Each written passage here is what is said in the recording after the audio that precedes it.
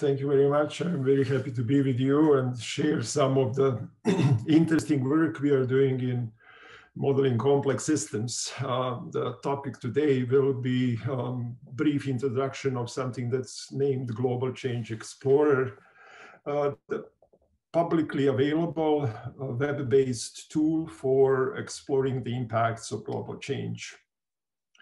I think for this audience, kind of introducing global change is not something very new, but when we talk about global change, I keep in mind the change that's occurring within the kind of population, both growth and migrations of the population, change that's occurring in the kind of land use area, especially switch from agriculture to urbanized land or switch from the forest to agricultural land. And finally, very big issue of changing climate. The reason for the focus on the global change is that the impacts are spread all around the kind of infrastructure, both hard and soft. Our water infrastructure, energy, transportation, communications, everything is kind of affected by these globally changing conditions. But we quite often forget that soft infrastructure like institutions, social organizations, even in the culture is also being subject to these globally changing conditions. And the final outcome is that if we are trying to assess the impacts of global change, we are facing the very significant increase in the complexity of the problems we are trying to solve, as well as the uncertainty involved in their formulation and solution. I'll give you just a bit of history of this work. I assume that no one at this call is old enough to remember the 1970s and publication of the seminal work of the group from MIT and the development of the world model that was looking into limitations to growth. That work ended up with a book, The Limits to Growth. You see the book on the right-hand side. The book, I think, reached approximately 32 million copies. It was translated in about 30, 40 languages. And it was probably one of the scientific books that reached the maximum popularity. I was a graduate student at the University of California at that time, and I got an assignment in the course to read the book and write the essay. I did it. I got a pretty good mark, but I was left with a very, very large question. And the question was, how come that when we are considering the limits of the growth, we are not considering water? The world model didn't have anything to do with water. And I think that stuck in my mind as one of the really important questions to address. So yes, I came back to this particular question. First, I took the model of the limits to growth, the world model. I added the water to it, and I resimulated all the scenarios that the book was based on. And I think I successfully proved that water can modify them all. Much later on, I also continued the development of our own model that was built kind of having in mind the concept of the world model, but focusing the interaction between sectors in a very different way, putting the water quantity, quality, supply, demand, and everything else in the center, and then linking it to other sectors. That work on the development of that model, that's right now in the version 3, also ended up in this publicly available tool that I am going to kind of show today. Just to quickly show you, this was the beginning, the modification of the world model. World model had all these sectors from industrial, food production, pollution, and so on. And all what I have done, I kind of added this water quantity and non-renewable and renewable. And then on the right-hand side, you see the simulations. These are the traditional simulations of the scenarios published in the book, and the follow-up book, Beyond the Limits, 12 different scenarios, and almost each of them were dramatically affected by the water, pointing out that especially water quality is one of the really significant issues on the global scale. And then much later, the development of dynamic model, our original model, started. It was supported by the Natural Sciences and Engineering Research Council of Canada through a number of different grants. I really appreciate the strategic grant that gave us opportunity to work in an interdisciplinary team with a group of very significant partners that helped shape the model and basically support the idea of developing a system-based model of society, biosphere, climate system that would help communication between the science and policy.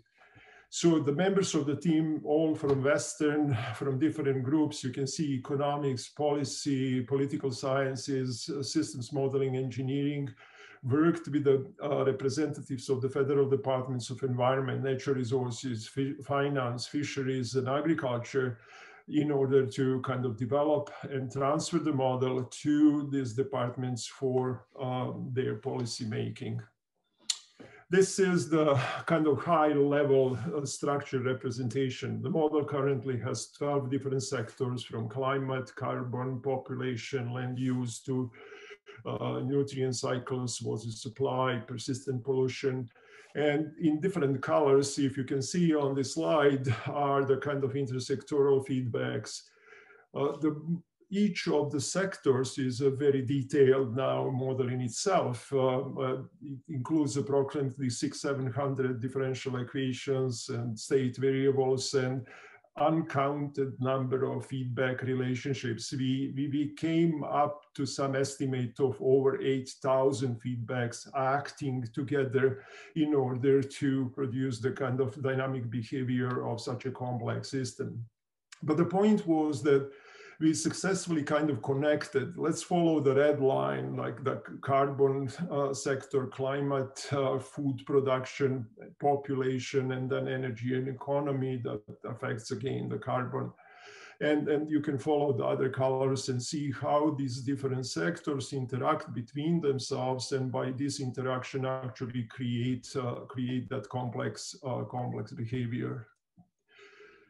The model was validated, running it in the past and comparing to some available data. And you can see the dashed lines are the model performance, showing different variables here, and the full lines are observations. And the kind of verification period or validation period was between 1980 and 2020. And then we used the model to kind of run the future set of future scenarios. On these couple of slides, I am showing also the comparison with different research outcomes that are also dealing with these longer term predictions. The key point in understanding this type of modeling is that the purpose of this type of model is not to tell us what, in 2053 what will be the concentration of the atmospheric CO2. No, it's actually to tell us what is the kind of trend that the atmospheric CO2 will be taking over the longer period of time as a consequence of the particular policy options, adaptation options, the behavioral options, so the population, industrial choices, and so on. So on the basis of this model, we developed a kind of user-friendly interface and provided this on the web for general public use. I'll try to see if I can successfully demonstrate the model. This is the address that the model can be kind of accessed. Okay, I think this should bring me into the model. Yes, this is the interface of the Global Kind of Change Explorer. There are very simple set of steps that the user can take to kind of simulate and run the model in real time on the web. The model or the Explorer has a number of scenarios that are already preloaded, dealing with the climate change, population, water security. And then within each of these scenarios, number of questions that by experimentation the user can answer. So let's say if I am interested into climate change, I can pose the question, what will be the impact of climate change or energy production, and select this particular kind of scenario that will give me now the working environment. On the left-hand side, there is a so-called the summary graph that shows together a set of variables that are selected by ourselves to address the question that's being investigated. But in addition to this kind of set of combined information, we provide a very detailed information for almost all significant variables to that particular investigation. So these graphs are individual graphs showing, population, precipitation, energy production, carbon emissions, and so on. So the way how the model works is, on the right-hand side, you have a description of the kind of scenario that you are running. In the middle box, you have a description and definition of all the variables. Number of variables are preset with each of the scenario. These are the variables which are required as initial conditions for running the simulations. And the number of variables that the user can experiment with are provided on the right-hand side. So by using these sliders and modifying the values, the user can easily run the simulation. The model is now running in the real time, and it will now show the results of the simulation, which was a consequence of selecting these input variables. I didn't select something drastic, but you will see there are actually two graphs now, the based conditions as well as the selected. Let's select something more drastic, like a very conservative climate change emissions scenario, RCP 8.5, rerun the simulation, and you will see model is again now simulating, and it will be presenting the results of this particular graph. Now we are observing much more significant differences. These differences are pointing out and being kind of saved in the background. Just to finish, the model stores the information for all the runs and simulations. They can be exported in the form of the Excel tables. They can be shared between different users. And also the the interface provides some kind of help through the access to user manual and the number of publications that are already available.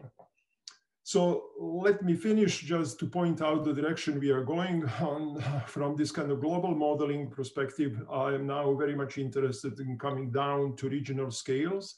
About 10 days ago, we completed the model with a very similar structure, but focusing only on the Yangtze River Basin in China. The publications are in process, and I think very different type of interactions which are occurring on the regional scale are being kind of assessed. Theoretically, we are interested in the interaction between the processes occurring on different scales, like global processes like climate change and regional processes, let's say economic decisions, investment decisions, or particular decisions related to population or urbanization and so on. And the third kind of direction we are going on is expanding the Global Change Explorer by increasing basically the number of scenarios that are going to be available to the users. We are very much open for the feedback, looking forward to learn from the users what the interests are, what the opinions are about the current system, and obviously trying to tailor and build the tool to the level to be of interest to more people.